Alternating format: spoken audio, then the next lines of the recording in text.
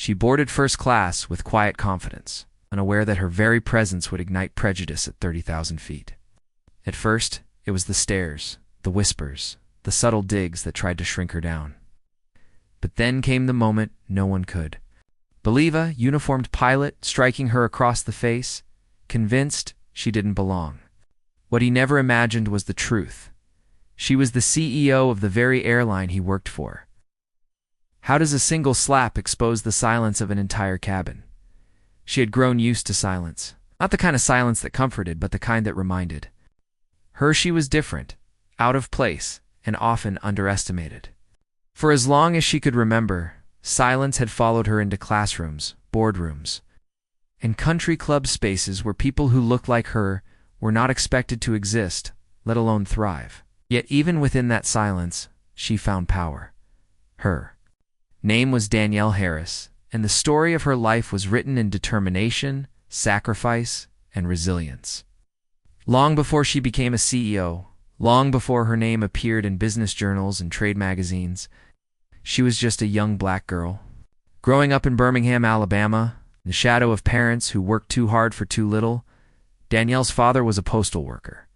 Every morning, he laced up the same brown leather boots, worn at the heels, and walked out the front door with quiet dignity. Her mother cleaned houses for wealthy families across town, the kind of families who drove imported cars and lived in neighborhoods where people like Danielle's family were only welcome to work. Not to live, but inside their modest home, love was abundant. Her mother filled the rooms with gospel music. Her father told stories of pride and history. And together, they raised Danielle with a message that would echo through every stage of her life. Never let them tell you where you don't belong. As a child, Danielle didn't quite understand the weight of those words, but she felt them every time she walked into a classroom where she was the only black girl in advanced courses. She felt them when teachers praised her intelligence with a hint of surprise, as if brilliance wasn't supposed to belong to her. She felt them when neighborhood kids mocked her ambition, telling her she was acting white because she dreamed of flying planes and running businesses. Her fascination with flight began one summer afternoon when her father took her to the small regional airport outside Birmingham.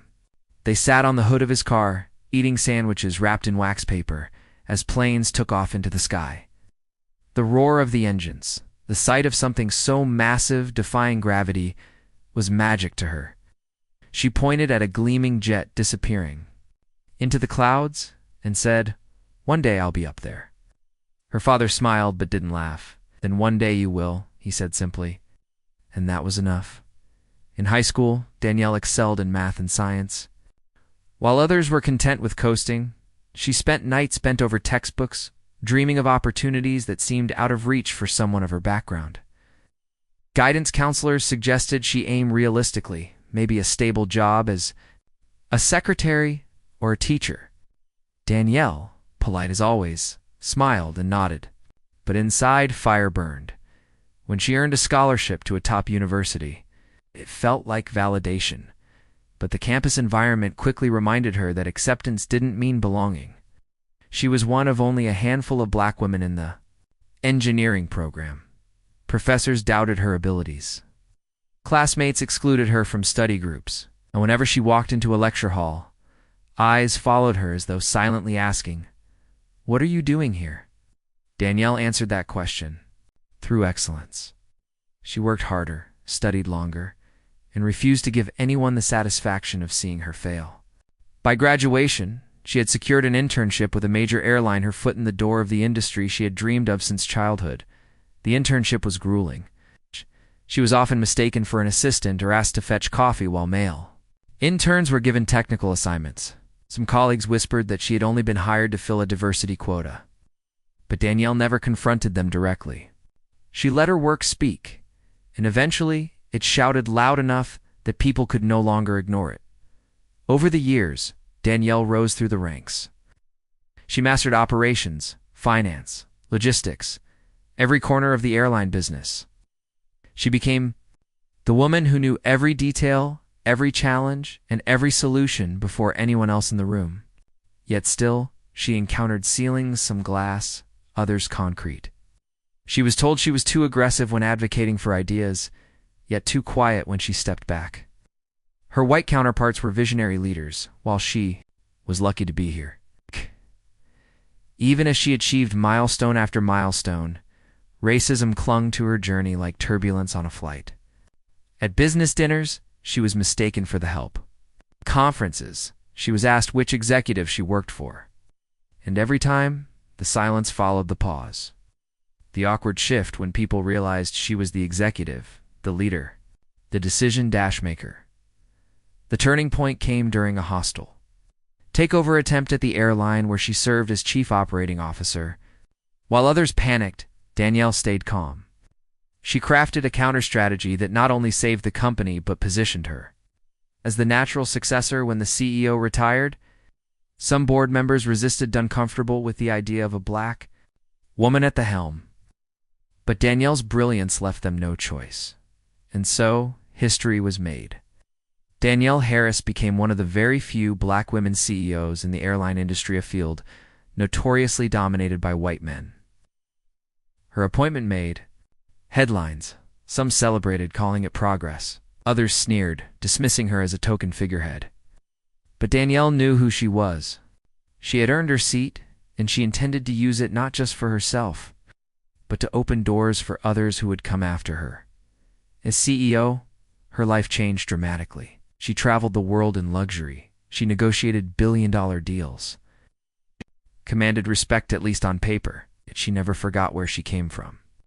She funded scholarships for underrepresented students in aviation. She mentored young women who dreamed of leadership.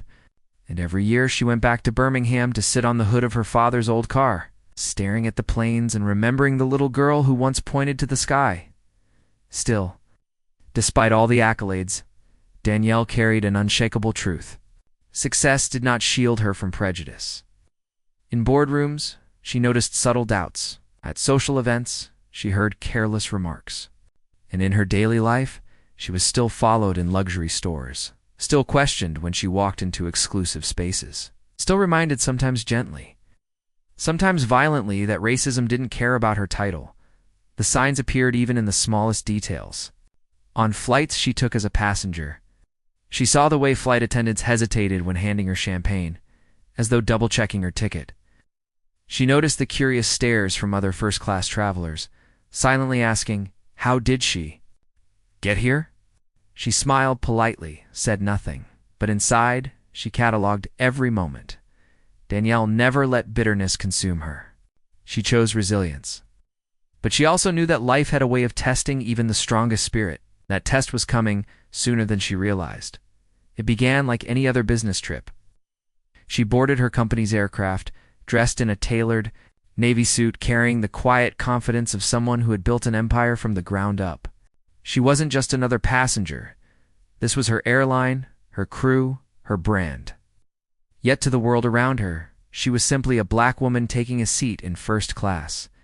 And for some people, that was still enough reason to question, to doubt, to judge. What Danielle didn't know was that on this flight, prejudice would not remain in whispers or subtle glances. It would erupt into an act so shocking, so degrading, that it would expose the raw truth about how far society still had to go. An act that would force everyone on board to confront not just their biases, but the consequences of underestimating the very woman who owned the skies they traveled in. The silence she had carried all her life was about to be broken. Danielle Harris learned early that the world would not hand her anything freely. Her life began in a small brick house on the outskirts of Birmingham, Alabama, a place where the walls carried the sound of gospel hymns, the smell of cornbread rising in the oven, and the constant hum of determination. Her father, Raymond Harris, was a postal worker. He rose before the sun each morning, put on his faded uniform, and walked miles of route in every season: rain, heat, even icy winters. He didn't complain. To him, providing was not an option but a duty. Her mother, Clara, worked as a domestic for wealthy white families in the city. She scrubbed their floors, polished their silver, and ironed clothes that cost more than her entire paycheck. Their lives were hard, but their spirits unbroken. In their home, there was no room for despair. Clara told Danielle bedtime stories about strength, courage, and women who rose above impossible odds. Raymond filled Saturday mornings with lessons about pride, history, and dignity, and together they built a foundation strong enough to hold Danielle when the world outside their door tried to crush her as a little girl. Danielle had two loves, numbers and the sky. She solved math problems in the margins of old notebooks her father salvaged from the post office. She also spent hours staring at planes tracing white lines across the clouds. While other children dreamed of dolls or bicycles, Danielle dreamed of wings. Her first visit to the airport changed everything. She must have been 8 or 9. Her father drove her out on his day off, and they sat on the hood of his old Buick eating sandwiches wrapped in wax paper. She watched a silver jet thunder down the runway and lift itself into the heavens. Her eyes widened with awe. "Daddy," she whispered, "I'm going to fly one day." Raymond looked at her, not with doubt but with steady belief. "Then, you will, baby girl. Don't let anybody tell you otherwise." That promise became her anchor, but Birmingham in the 1970s was not kind to young black dreamers. Danielle learned quickly that her skin color made her a target for assumptions. Teachers praised her answers in class, but with the kind of surprise that stung. "You're so articulate," they'd say, as though it were unexpected. On the playground, children mocked her ambition. "Airplanes ain't for you," one boy sneered. "You better think about nursing or teaching like everybody else." Her mother corrected that thinking at home. "You are not like everybody else," Clara said firmly. "God gave you a mind for more. Don't you dare shrink for them." In high school, Danielle excelled academically, landing at the top of her class. But excellence came with isolation. Was one of the few black students in advanced placement. Courses classmates rarely invited her into study groups. Teachers seemed reluctant to recommend her for prestigious programs. Still, Danielle pressed on. She filled her evenings with textbooks, science projects, and dreams that stretched far beyond Birmingham. When she earned a scholarship to a top university, her neighborhood erupted with pride. But pride quickly gave way to the reality of survival. College was expensive, even with aid. Danielle worked part-time jobs tutoring, waitressing, sometimes cleaning dorms while carrying a full course load in engineering. Her first day on campus, she felt the weight of being an outsider. Students stared as she walked through halls, lined with portraits of founders and donors' faces, all white, all male. Professors called her Ms. Harris with a tone that questioned her presence. Classmates assumed she was in the wrong lecture hall. The loneliness was sharp. In dorm common rooms, conversations about privilege and travel left her silent. While others spent weekends on ski trips or beach houses, Danielle worked late shifts to cover books and rent, yet she never faltered. Each exam she aced, each project she completed, reminded her that she belonged even if no one else believed it. There were moments of quiet cruelty. One professor accused her of plagiarism, unable to fathom that she had written a paper so thoroughly researched and original. Another suggested she consider a different path, maybe business administration because engineering was a stretch. Danielle never forgot those words. They burned in her chest and fueled her determination to prove them wrong. By the time she graduated, she had more than a degree, she had armor. Armor forged from dismissal, doubt, and subtle prejudice. Her entry into the corporate world was no easier. Danielle landed an internship at a major airline, finally touching the industry she had long admired. But excitement quickly collided with reality. Instead of challenging assignments, she was sent for coffee runs. Instead of being introduced as an engineering intern, she was mistaken for an assistant. When she did get opportunities, her ideas were brushed aside until a male colleague repeated them, at which point they were celebrated. She learned to navigate the quiet humiliations. She carried herself with grace. But her notebooks told another story, page after page filled with ideas, calculations, and strategies she would one day use when she finally had the authority to act. Years passed, and Danielle climbed slowly, painfully, through the ranks. She took roles no one else wanted, overnight shifts, failing departments, impossible projects, and turned them into successes. She earned a reputation for problem-solving under pressure. Still, the recognition often went elsewhere. Her name was left off reports. Her contributions minimized. Her promotions delayed. But she never forgot her father's words. "Don't let anybody tell you otherwise. Eventually, Danielle became the airline's chief operating officer. She was respected for her competence, though rarely celebrated. Then came the takeover attempt, a powerful rival company trying to swallow hers whole. Executives panicked, but Danielle remained steady. She spent sleepless nights analyzing data, negotiating with partners, crafting a defense strategy that saved the airline. It was a defining moment. Board members, though hesitant, had no choice but to recognize her brilliance. When the CEO retired, Danielle's name rose to the top of the list. Some resisted. "The industry isn't ready for this," one board member whispered, but others countered, "She's the only one who can do it." And so history was made.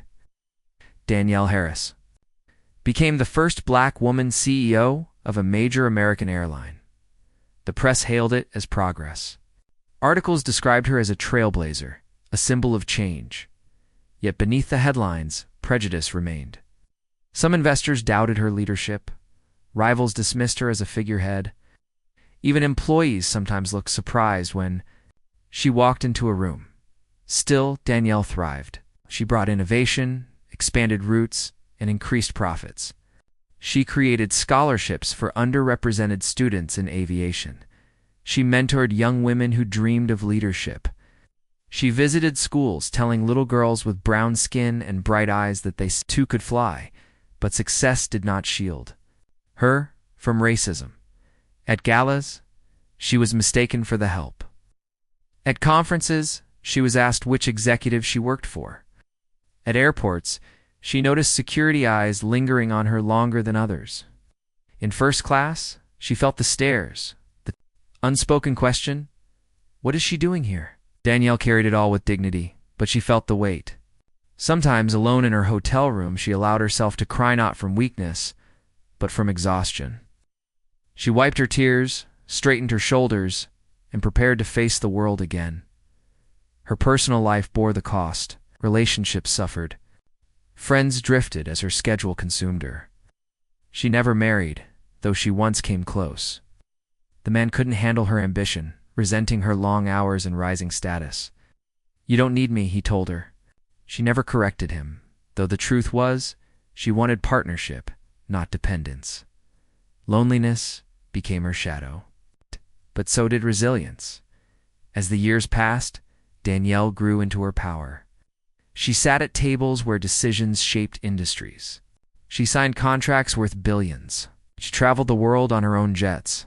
Yet every time she returned to Birmingham, she drove past that small regional airport, sat on the hood of her father's Buick still parked in her mother's yard, whispered to the girl she once was, "We made it."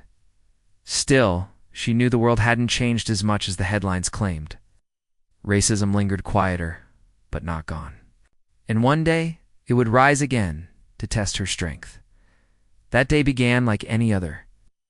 Danielle boarded her company's aircraft for a business trip. Dressed in a tailored navy suit, her pearl earrings catching the light, she exuded quiet confidence. Passengers barely glanced her way as she stepped into first class. To them, she was just another woman traveling alone. What they didn't see was the weight of her journey. The battles she had fought, the empire she commanded, and what they could never predict was how prejudice, unprovoked and raw, was about to strike her at 30,000 feet, an act so shocking, so humiliating. The cabin itself would hold its breath, an act that would prove then, at the height of power, even with wealth and successorism, could still reach out and strike.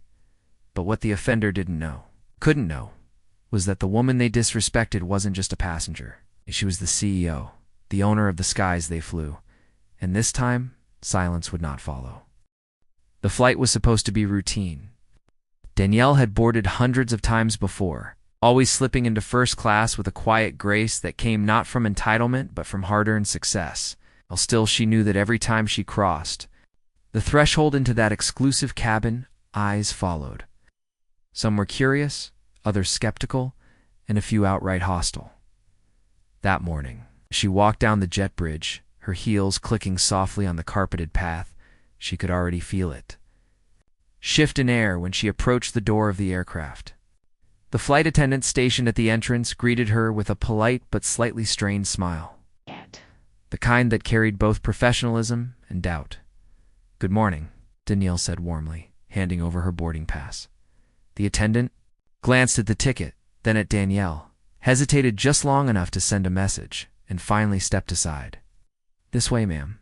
Danielle's seat was near the front, a wide leather chair that reclined into a bed, a small luxury she had grown accustomed to, but never took for granted. She placed her carry-on in the overhead bin, careful not to disturb anyone, and settled into her seat. Across the aisle, a middle-aged man in an expensive suit lowered his newspaper and studied her openly. His lips tightened into a thin line before he returned to his reading. Behind her, a couple whispered to each other, their hushed tones carrying just enough for Danielle to catch fragments. "First class. Surprised, never see." Her face neutral. She had learned long ago that reacting gave people the satisfaction they didn't deserve. But inside, the familiar ache stirred. Even here, even now, surrounded by wealth and privilege, she was still considered out of place. A flight attendant came through offering pre-departure drinks. The businessman across the aisle received his champagne immediately. The couple behind her were handed mimosas, but when Danielle requested a glass of sparkling water, the attendant hesitated, glanced at her ticket again, and said, "Are you sure you're in the right seat, ma'am?" The question was soft, almost whispered, but it landed like a stone in her chest. Danielle smiled politely. "Yes, this is my seat." The attendant flushed, muttered something about checking supplies, and disappeared. When she returned, she placed the water on Danielle's tray without making eye contact. It was a small thing, a moment most passengers might not even notice. But for Danielle, it was another entry in a lifelong ledger of slights, another reminder that even when she owned the very airline carrying these people across the sky, she could not escape suspicion. As boarding continued, more passengers filed into the cabin. A young woman in designer clothes glanced at Danielle, then at her boarding pass, then back at Danielle, her brow furrowing slightly as if working through a puzzle. A man in his 60s struggled with his overhead bag and, noticing Danielle watching, barked, "Don't just sit there, help me out, would you?" She could have explained that she was a passenger like him, not a flight attendant. She could have ignored him. Instead, she stood, helped lift the bag into the bin, and returned to her seat without a word. The man didn't thank her. He just sat down, exhaling with self-satisfaction, as if she had performed the role he expected of her. The cabin filled, the doors closed, and the safety demonstration began. Danielle watched calmly, hands folded in her lap, while whispers and glances continued around her. She told herself it didn't matter. She was used to this. She had endured worse. But beneath her composure, a storm brewed. As the plane taxied toward the runway, the cockpit door opened briefly. A pilot stepped out tall, square-jawed, his uniform crisp, walked down the aisle, scanning the cabin with the detached air of someone who believed he owned the space. When his eyes landed on Danielle, they lingered. He frowned, as if something didn't fit. "Excuse me, ma'am," he said quietly, leaning toward her seat. "May I see your boarding pass again?" Danielle's jaw tightened, but her voice remained. Calm, she handed him the ticket. The pilot studied it, then looked at her, then back at the ticket. Finally, with a curt nod, he handed it back. "Enjoy your flight." It was meant to sound neutral, but the undertone carried judgment. Silent, "You don't belong here, but I can't prove it." Danielle thanked him anyway. She had learned to choose her battles carefully, and this was not the moment. But she felt the sting, sharper this time, because it came not from a fellow passenger, but from the very person entrusted with their safety. The engines roared, the plane lifted, and soon they were climbing into the sky. The cabin hummed with conversation, the clinking of glasses, the rustle of newspapers. Danielle pulled out a folder of documents, determined to use the flight time productively. Work, she had discovered, was the best armor against prejudice. But distractions came quickly. The businessman across the aisle leaned toward another passenger and spoke, just loud enough for Danielle to hear. "Diversity hires everywhere these days. Can't even fly without running into it." His companion chuckled. "Yeah, but at least it's first class. Standards must still mean something." Danielle kept her eyes on her papers, but her ears burned. She knew they were talking about her. She also knew that confronting them would only confirm their prejudices. Still, the weight of their words pressed down. The flight attendant returned with meal menus. To Danielle, she offered the last option, a cold salad, despite the fact that other passengers were being offered choices of steak, chicken, or fish. When Danielle asked politely if she might have something else, the attendant sighed. "I'll see what I can do," she said, in a tone that suggested the request was an inconvenience. Meanwhile, the businessman across the aisle ordered steak and received it promptly, complete with a smile and extra bread. Danielle's salad arrived 15 minutes later. It's wilted and unappealing. She ate quietly, every bite, reminding her of the subtle hierarchy at play. Hours passed. Danielle tried to focus on her documents, but the atmosphere in the cabin made concentration impossible. Every few minutes she caught another glance, another whisper, another sign that her presence disturbed the unspoken order. Then came the moment that shifted the tension into something sharper. During beverage service, a flight attendant accidentally spilled water onto the lap of the wealthy woman behind Danielle. The woman gasped in outrage, glaring not at the attendant but at Danielle. "Watch where you're moving," the woman snapped. "People are always in the way." Danielle froze. She wanted to ask what the woman meant by "you people," but the venom in the tone made it clear. The flight attendant stammered an apology, but the woman waved her off and muttered, "Standards aren't what they used to be." The words hung in the air like smoke. Danielle clenched her jaw, keeping her expression calm, though inside her chest ached with the familiar pain of being reduced to a stereotype. She thought about responding, about standing up for herself. But years of experience had taught her that the world rarely listened. Instead, she breathed deeply, reminded herself of who she was, not just a passenger, not just a target of prejudice, but the CEO of the airline itself. Still, she couldn't shake the thought. What good is power if it doesn't protect you from this? The plane flew on, but the atmosphere grew heavier. Passengers shifted in their seats, casting furtive glances at Danielle, as though waiting for her to break, to lash out, to confirm their assumptions. She didn't. She sat tall, calm, dignified. But inside, the storm grew louder, and soon the storm would have nowhere else to go. The hum of the engines filled the cabin, steady and relentless. But Danielle could feel the unease growing heavier with every passing mile. She had endured years of microaggressions in boardrooms, hotels, restaurants, even at the helm of her own company. But something about this flight felt different. The energy was sharper, more hostile, as if the walls of the aircraft itself were conspiring to squeeze her into silence.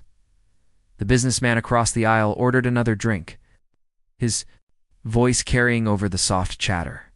"Back in my day," he said to no one in particular, "first class was reserved for people who earned it." He glanced at Danielle, just long enough to make the meaning unmistakable.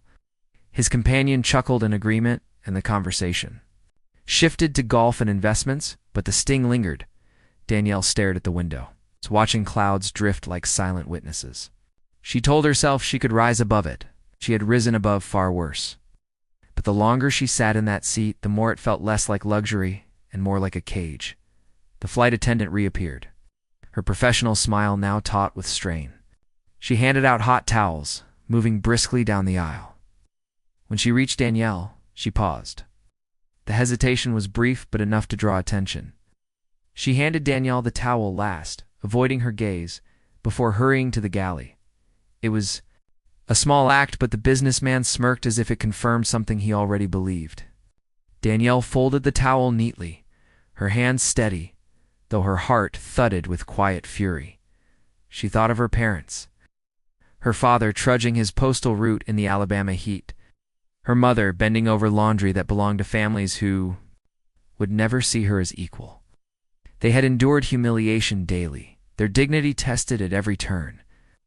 Danielle had promised herself she would live differently, that she would command respect through achievement, yet here she was at 40,000 feet still fighting the same battle in a different uniform. The seatbelt sign chimed off. Passengers relaxed, ordered more drinks, slipped into conversations. Danielle tried again to bury herself in her work, but the storm was building, A sudden jolt. The man in his 60s, the one whose bag she had lifted earlier, pushed his seat back aggressively, sending Danielle's documents sliding to the floor. She bent to pick them up, careful to remain composed. The man glanced back, annoyance flashing in his eyes. "You people always take up too much space," he muttered, not even bothering to lower his voice. The words hit Danielle harder than she expected. She froze for a moment, documents clutched in her hand, before carefully sliding them back onto her tray. She wanted to speak, to remind him that she had helped him, that she had shown him respect, but she knew it would be pointless. Prejudice rarely listened. Around her, silence spread. Passengers had heard. Some shifted uncomfortably, pretending not to. Others glanced at her, then quickly away. Not one voice rose in her defense. The cabin air felt thick, heavy with complicity. Danielle straightened in her seat. She wasn't going to cry, not here, not in front of them. The minutes dragged, the tension coiling tighter. Then the cockpit door opened again. The same pilot from earlier stepped out, his expression unreadable. He moved down the aisle with casual authority, stopping occasionally to exchange pleasantries with passengers.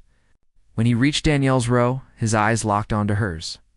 "Ma'am," he said in a voice low enough to be polite, but sharp enough to carry weight, "I've had a report of a disturbance in this cabin.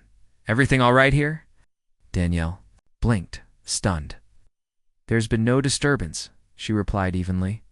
The pilot's gaze swept the nearby passengers. Some shrugged, others smirked. The businessman across the aisle raised his eyebrows, as if amused by the performance. "Need to remind you, ma'am," the pilot continued, "that first-class passengers are expected to conduct themselves appropriately." The words were a blade disguised as courtesy. Ouch.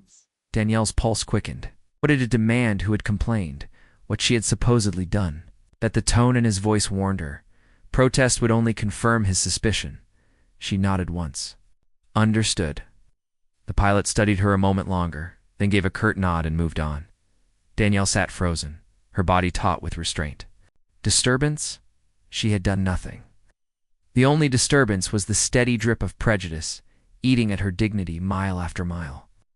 But in that moment she understood. Someone in that cabin had decided she didn't belong, and the pilot had chosen to believe them. The plane flew on, but the cabin felt smaller, tighter, suffocating. Danielle's chest ached, as though the very air resisted her presence. Hours later, as the flight neared its midpoint, the conflict reached its breaking point.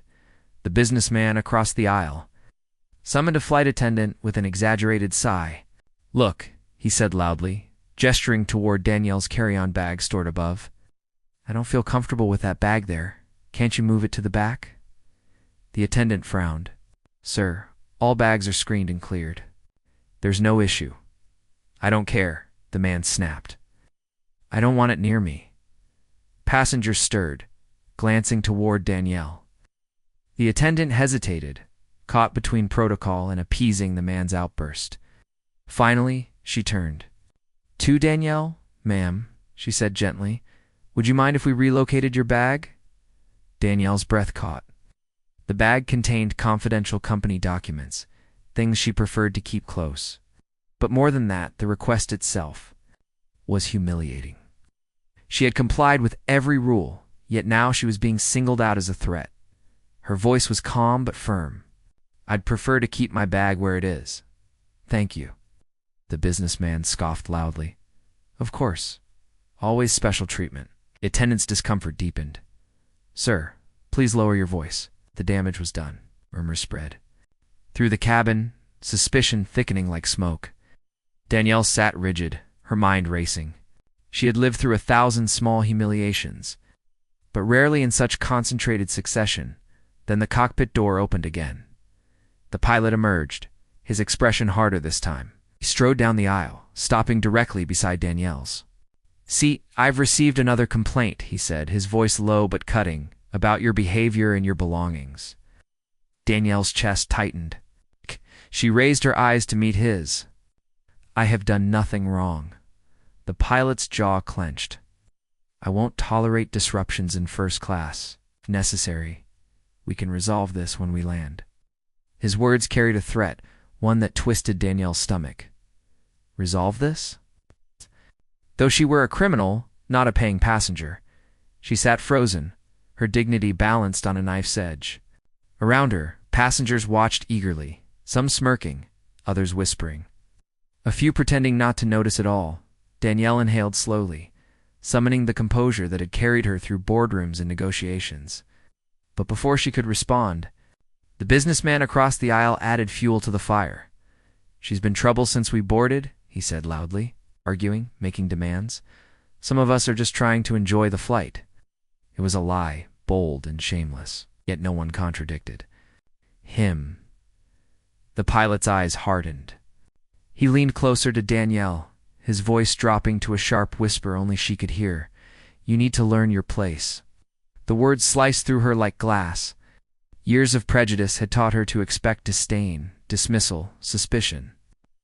Rarely had it been spoken so plainly, so viciously, and then, in a moment that would sear itself into memory. The pilot's hand lashed out. The slap echoed in the cabin, sharp and shocking, louder than the engines, louder than the gasps that followed. Danielle's head snapped to the side, her cheeks stinging with the heat of humiliation. For a heartbeat, the entire cabin froze. Silence, heavy and suffocating, hung in the air. Passengers stared, eyes wide, mouths open. Some were horrified, others quietly satisfied. No one moved. No one spoke. Danielle's vision blurred, her body trembling not from pain, but from the raw violence of the act. She tasted blood where her teeth had caught her lip. Her chest heaved with shock, with disbelief.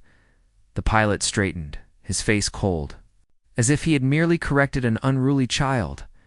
And in that moment, the storm inside Danielle roared to life, because while they saw only a black woman they thought didn't belong, they didn't know who she truly was. They didn't know she wasn't just another passenger in first class. She was the CEO of the very airline, carrying them across the sky, and silence would no longer be her shield. The sound of the slap hung in the air like a thunderclap. For a moment, the hum of the engine seemed to fade, replaced by the stunned silence of dozens of witnesses who could not quite believe what they had seen. Danielle sat frozen, her cheek throbbing, her vision blurred with the sting of sudden tears she refused to let fall. Her mind spun. She had endured insults, whispers, outright sabotage in her career. But this physical violation in front of strangers from the very man entrusted with lives was something else entirely. The sting was not just on her skin. It burned deeper, branding itself onto her soul. Gasps rippled through the cabin. A woman covered her mouth with trembling hands. The businessman across the aisle leaned back in satisfaction, lips curling into a faint smirk. Younger passenger 2 rows back reached instinctively for his phone, raising it just enough to start recording, his eyes wide with disbelief. The pilot stood over Danielle, his posture rigid, his eyes cold. He had not expected the cabin to fall into silence like this. He had expected compliance, deference, the usual submission that followed an act of dominance. Instead, what filled the air was shocking, something else he could not yet name. Danielle's hands trembled in her lap. She clenched them into fists, forcing the tremor to still. Her father's voice echoed in her memory, calm but firm. "Never let them see you break, baby girl. Never give them the satisfaction." She inhaled, slow and steady, tasting the metallic tang of blood on her lip. She would not break. Not now. Not here. The pilot shifted uncomfortably, sensing the weight of dozens of eyes pressing on him. "You'll stay quiet for the rest of this flight," he said, his tone low, commanding.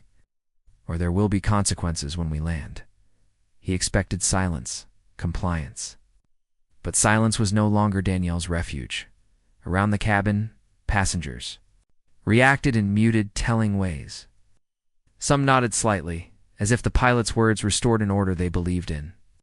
Others stared at Danielle with wide, uncertain eyes, sympathy flickering, but quickly smothered by fear of speaking up. A few avoided looking at her altogether. Unwilling to be drawn into a conflict they did not understand, the businessman leaned toward his companion. "I told you," he muttered, smug. "Always stirring trouble." Danielle heard him. She heard them all. Every whisper, every silence, every cowardly refusal to intervene. They cut into her like tiny blades, reminders that racism was not always shouted. Sometimes it thrived in the quiet approval of bystanders. Her heart pounded. She felt the weight of history pressing against her parents, their parents before them, every generation that had swallowed humiliation just to survive. But she was not here to survive. She was here to lead, to own, to change. Slowly, deliberately. Danielle rose from her seat. The movement drew gasps, as though standing up were an act of rebellion in itself. Her cheek burned, her body trembled, but her spine was steel. The pilot took a step closer, towering over her. "Towering!" His voice sharp. Danielle's gaze met his. Her voice was calm, steady, unshaken. "No." The word cracked the silence like a whip. Whispers erupted, passengers shifting in their seats. Some murmured in disbelief. Others leaned forward, eyes wide, unable to look away. The pilot's jaw tightened. "Don't test me, ma'am." Lips curved into the faintest trace of a smile, of amusement, but of defiance, of certainty. "I've been tested my entire life, and I don't break," the businessman across the aisle scoffed. "Delusional," he muttered, shaking his head. But the younger passenger recording from behind leaned forward, whispering to the person next to him, "She's brave." Danielle straightened her blazer, her movements slow and deliberate, reclaiming her dignity piece by piece. She turned, letting her gaze sweep across the cabin, meeting the eyes of those who dared to look at her. "Every one of you just witnessed what happened," she said, her voice carrying with unexpected strength. "You saw a man strike me, not because I did anything wrong, not because I was a danger, but because he decided I didn't belong here." The words cut through the tension, heavy with truth. A woman in the second row shifted uncomfortably, lowering her gaze. A man at the window seat shook his head, muttering, "This isn't my business." But Danielle pressed on. "You may want to pretend this is none of your concern, but silence is not neutral. Silence is agreement. And every time you look away, you tell people like him that this is acceptable." The pilot's face darkened. His authority challenged in front of the very passengers he believed he controlled. "That's enough," he snapped. But Danielle didn't flinch. She lifted her chin, her voice steady as iron. "No, it's not enough. Not anymore." The cabin was alive with whispers now, passengers torn between discomfort and awe. The young man recording angled his phone higher, capturing every moment. Sensing history unfolding in real time, the pilot's hand twitched at his side, as though he wanted to reassert control, but something in Danielle's gaze stopped him. Something in the way she stood, calm, dignified, unbroken, nerved him in a way he had not anticipated. For the first time, a flicker of uncertainty crossed his face. Danielle's cheeks still burned, but she ignored the pain. She focused on the weight of the moment, on the dozens of witnesses whose silence she would not allow to bury this act of violence. Her voice softened, but it carried farther than ever. "I have spent my entire life proving I belong in rooms people tried to keep me out of. I worked twice as hard for half the recognition. I broke barriers so others wouldn't have to. And here I am, still being told I don't belong, still being struck down for daring to sit where I earned the right to sit." The businessman laughed bitterly. "Earned, please. We all know how some people get ahead these days." Danielle's gaze snapped to him, calm but cutting. "You know nothing about what it took for me to get here, but you're about to." The cabin hushed again, the passengers sensing that what came next would unravel everything. No. They thought they knew about the woman standing before them. The storm had been unleashed. The reckoning had only just begun. The pilot's nostrils flared as he squared his shoulders. Looming above Danielle like a man who believed uniform and authority made him untouchable. But behind his rigid posture was a flicker of unease. Small, but undeniable. He was not used to being challenged, especially not publicly, especially not by someone he thought beneath him. "Sit down," he barked louder this time, his voice cutting through the whispers. "No, or I'll have you restrained." "Until we land?" The cabin rippled with shock. "Restrain her? For refusing to bow her head after being struck?" Danielle's pulse quickened, but her expression remained calm, unshaken. "You can't restrain dignity," she said softly, but the words carried like thunder. The young man recording let out a low gasp. His phone caught the sharp contrast between the pilot's fury and Danielle's steady composure. The footage would tell its own story, one of power abused, and one of strength unbroken. The businessman across the aisle laughed, his voice dripping with scorn. "Dignity? Spare us the speech. You're just playing victim because you got caught. Where you don't belong?" Danielle turned her gaze to him, calm, piercing. "Where I don't belong. Let me tell you something. I built my career walking into rooms where I was told the same thing. I sat at tables where men like you questioned why I was there.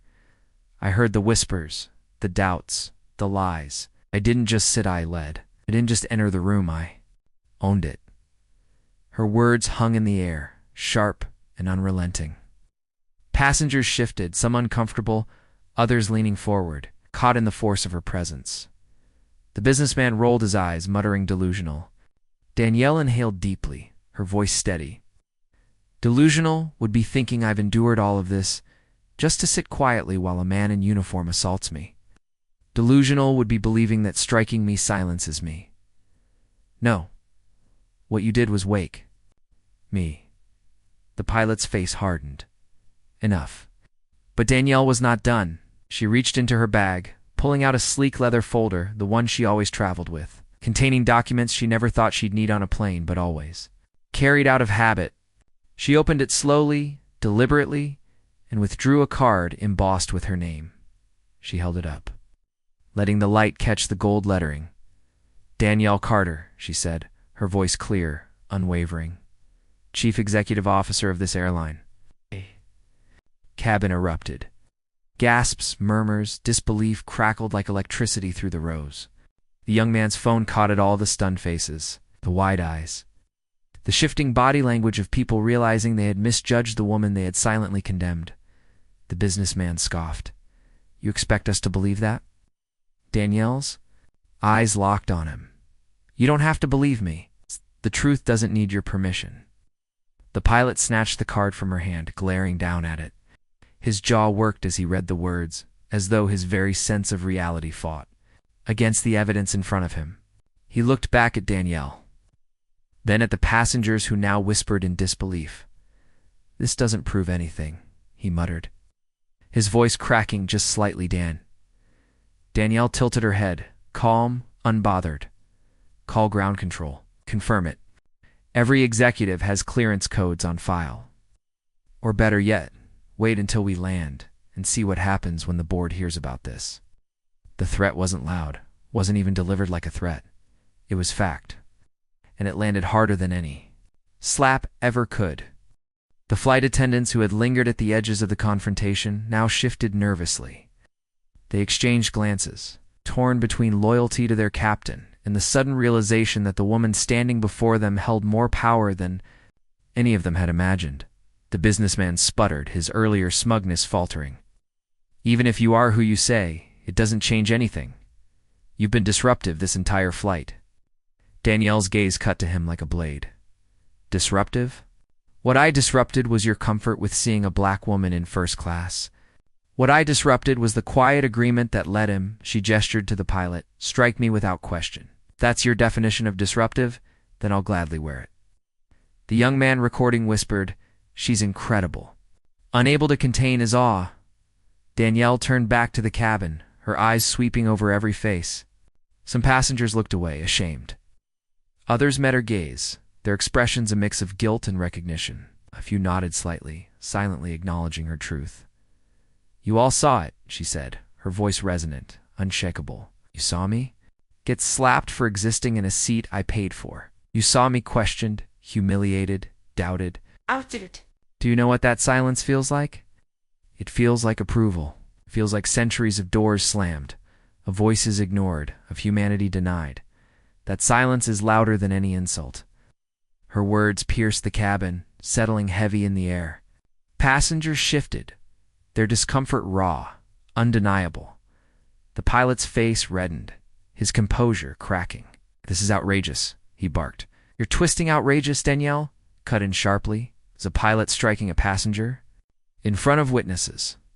Outrageous is a cabin full of people too afraid or too indifferent to stop it.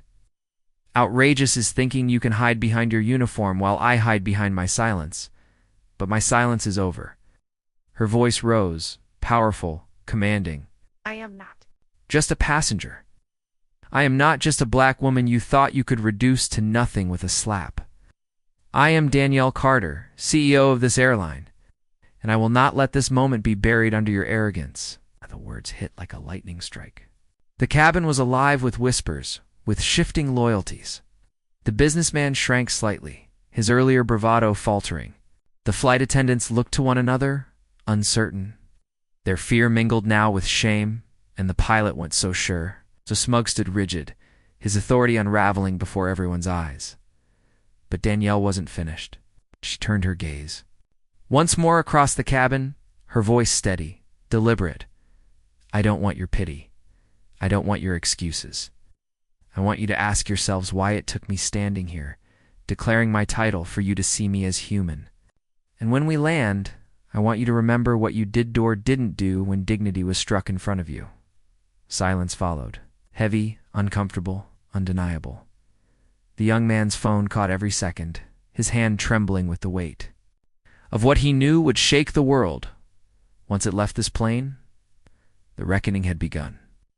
The unraveling of arrogance, the stripping away of silence, and the storm was far from over. Asterisk the silence after. Danielle's declaration was not empty, it was heavy, crushing. The kind of silence that exposed every unspoken truth. The passengers, once so quick to whisper judgments and excuses, now sat in the weight of their complicity. Every eye in the cabin was locked on the woman they had dismissed, doubted, or pitied. The pilot's face flushed a deep red. His authority. Unraveling like a frayed thread, he clutched the CEO's card in his hand, his knuckles white. For a man whose life was built on control, of the plane, of the passengers. Of every detail, losing it publicly was a humiliation he could not bear. You think waving a title around makes you untouchable? He hissed, lowering his voice. But not enough to hide the venom. On this plane, I'm in charge. Not you. Not your board. Not your title. Danielle's gaze didn't waver. On this plane, you just revealed who you truly are, and the world will see it.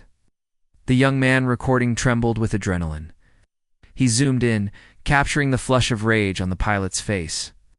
The calm fire in Danielle's eyes, the uneasy shifting of passengers who realized they were no longer bystanders, but witnesses in history. The businessman across the aisle tried one last desperate jab. She's bluffing, just trying to intimidate us. Really think the CEO of this airline would be sitting here with the rest of us? Danielle turned her head slowly, fixing him with a look that froze him mid-smirk. I don't sit with you, she said, her voice sharp, cutting. I sit above you. I own the seat, the cabin, the airline, the sky you're flying through. And you should pray I don't decide to remove you from my plane when we land.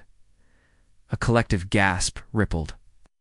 The businessman shrank back, his face flushing, the smugness evaporating. His companion placed a hand on his arm, silently urging him to stop. For once he had no reply. The flight attendants now hovered in the aisle, their faces pale. They had followed the pilot's lead, treating Danielle with hesitation and suspicion. But now the truth weighed on them like chains. Their eyes darted between Danielle and their captain, torn between duty and conscience. One attendant, her voice trembling, finally spoke. Miss Carter, I'm so sorry. We didn't know. Danielle's gaze softened, but her words remained resolute. You didn't need to know my title to treat me with dignity. That's the point. The attendant's face crumpled with shame. She lowered her head, unable to meet Danielle's eyes. The pilot bristled, his jaw clenched so tight the muscle twitched. This doesn't change anything. You've disrupted this flight. You've undermined my authority. You struck me, Danielle cut in, her voice calm but sharp enough to slice through his bluster. And now you're unraveling because your uniform can't hide the truth. You abused your power. And when we land, that truth won't be buried under your arrogance, it'll be broadcast to the world." The young man holding the phone whispered, under his breath, "It already is." For in that moment, he uploaded the video to a live stream, his hands trembling. The footage, Danielle's defiance, the pilot's slap. The passengers stunned, silence began, spreading beyond the cabin, out into the endless digital sky.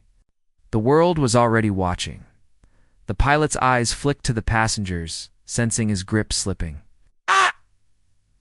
"Everyone calm down," he barked, desperate to claw back control. This woman is trying to cause chaos, but no one was convinced. Anymore? The truth had shattered the illusion. A middle-aged woman in pearls, who earlier had avoided Danielle's eyes, finally spoke. Her voice was small, trembling. I saw it. He hit her. A man 2 rows back nodded. So did I. By one. Voices rose, hesitant at first, then firmer. She's telling the truth. He slapped her. We all saw it. The cabin, once complicit in silence, was now breaking under the weight of guilt. The tide was turning. The pilot's face drained of color.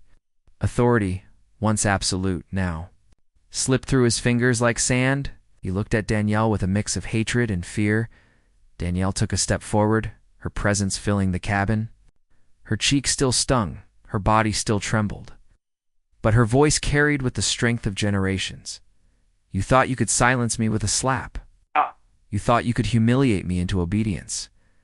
But what you didn't understand is that I don't carry just my voice. I carry the voices of every person who's ever been told they don't belong. Every person struck down by arrogance and prejudice. Every person who swallowed their pain in silence so that I could stand here today." Her eyes swept the cabin, locking onto each passenger, forcing them to bear the weight of her words. Every one of you must decide which side of history you stand on. Do you stand with silence, or do you stand with truth?" The silence that followed was different now. Not complicit, but heavy with reflection, with the uncomfortable sting of conscience. The pilot's hands curled into fists. "You think you can turn this cabin against me?" Danielle's gaze didn't falter. "You already did that yourself." The young man's phone buzzed, notifications flooding as the video spread. His eyes widened as he whispered, "It's gone viral. Thousands watching already." Danielle smiled faintly, her strength unshaken. "Good. Let the world see what happens in the dark. Let them see what silence costs. Let them see how power crumbles when truth stands tall." The pilot's chest heaved, his authority shattered, his arrogance exposed. He opened his mouth to retort, but no words came. For the first time, he had nothing left. Danielle straightened her blazer, her dignity intact, her presence commanding. She looked at the passengers one final time. "Remember this moment," she said, her voice steady, unforgettable. "Remember what you saw?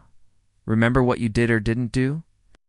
And when you tell this story, tell it truthfully. The truth is the only thing that will set us free."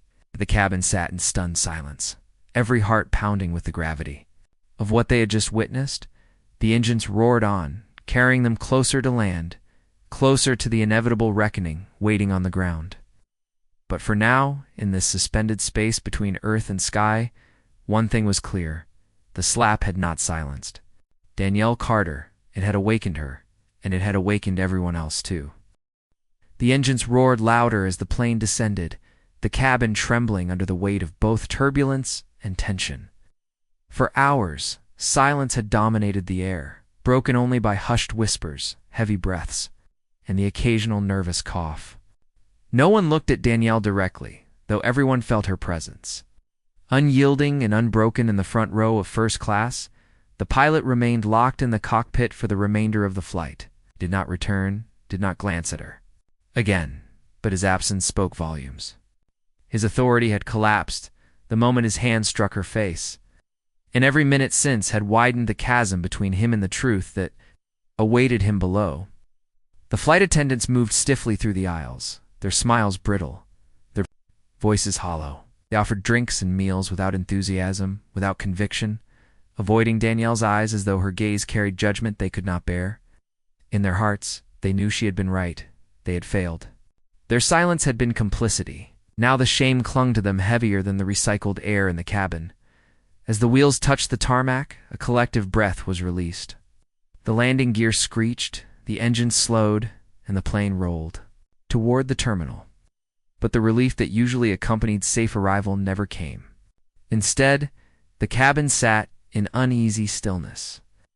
Every passenger, acutely aware that their flight would not end like any other.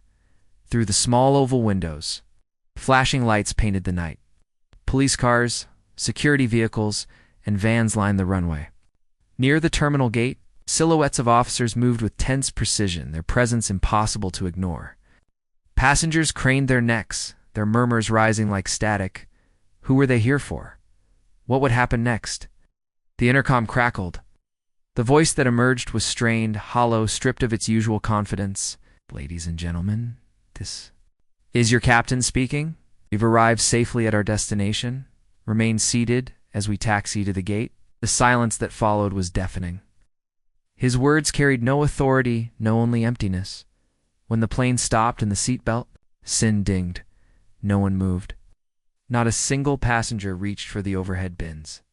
They all waited, shifting nervously between Danielle and the cabin door. The flight attendants exchanged anxious glances. Finally, one moved to the front, voice shaky. "Please remain seated until authorities have boarded." The door opened with a hiss. The cool night air seeped in, carrying with it the heavy boots of uniformed officers. They stepped into the cabin with purposeful strides, their eyes scanning the rows before landing on Danielle. For a fleeting moment, some passengers wondered. If she would be the one escorted off, power and arrogance might twist the truth, even here. But the lead officer stopped at her row. His expression solemn, respectful. "Ms. Carter," he said quietly, inclining his head. "We've been informed. Please allow us to escort you safely through the terminal." Gasps rippled through the cabin. Danielle nodded once, rising with calm grace. She adjusted her blazer, lifted her carry-on, and stood tall, the very picture of poise. Her cheeks still bore the faint redness of the slap, but her dignity radiated brighter than any mark of violence.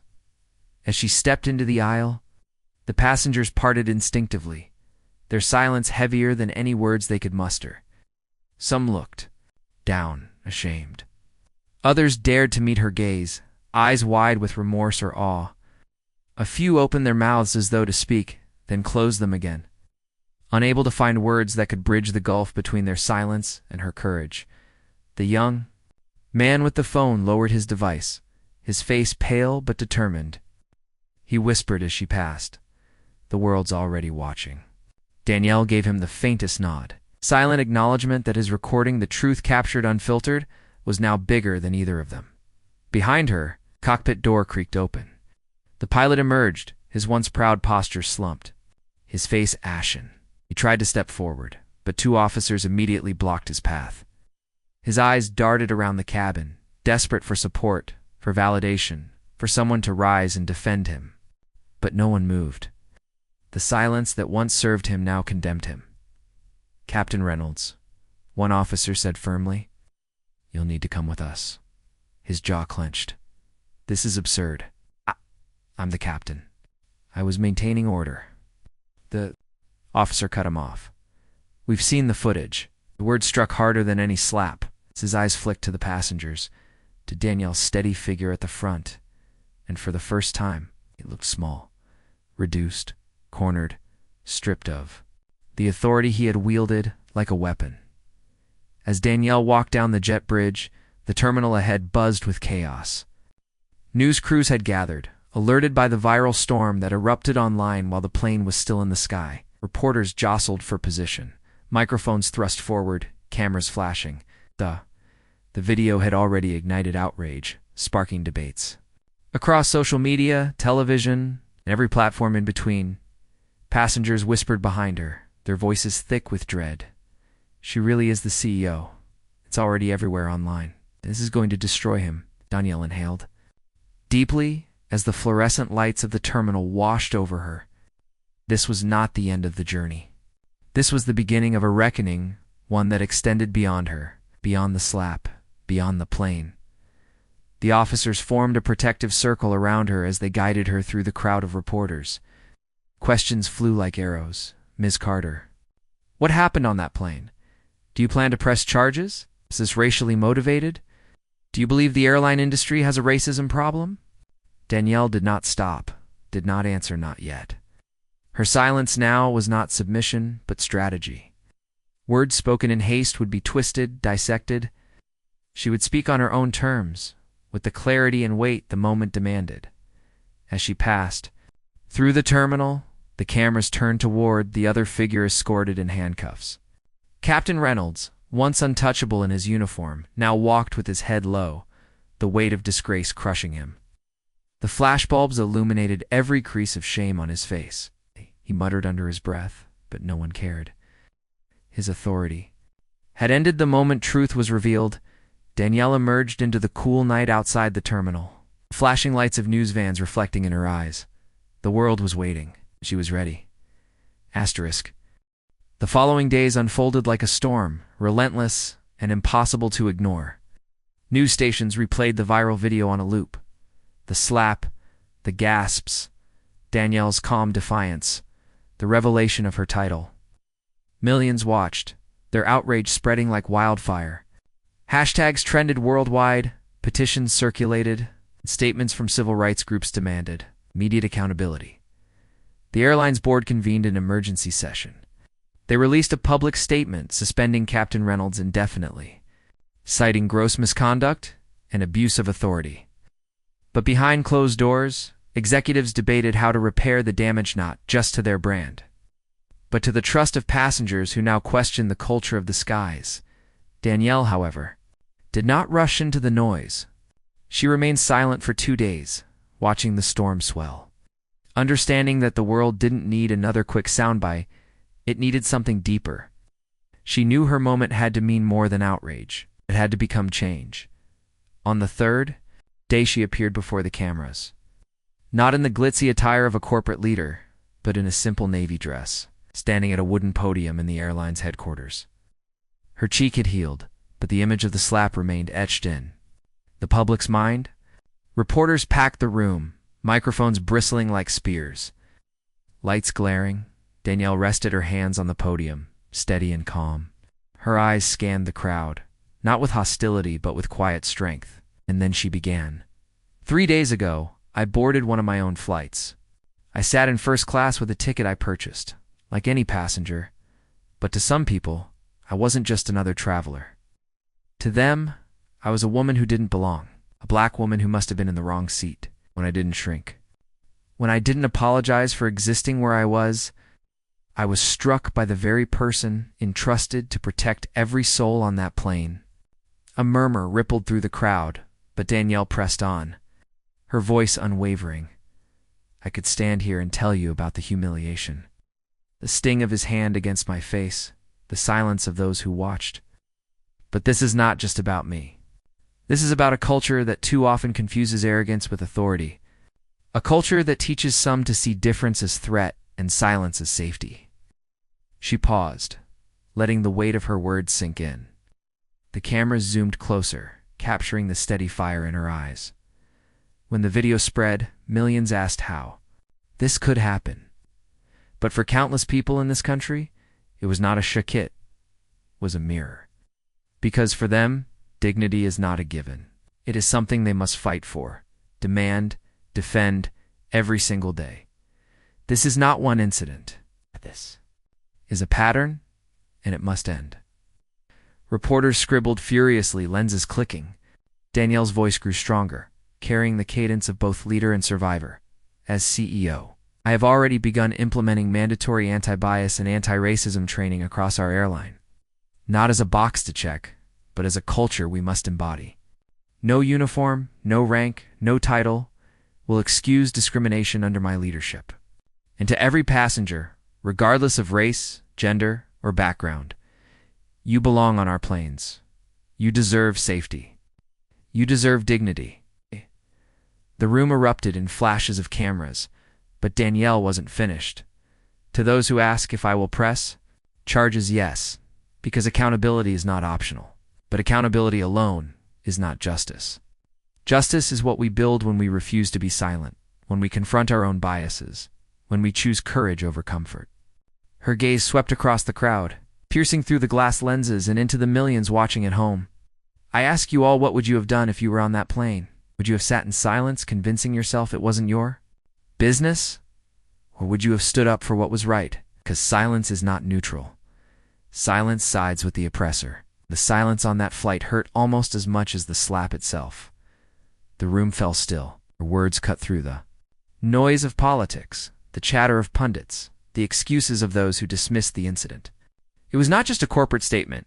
It was a challenge to the conscience of everyone listening.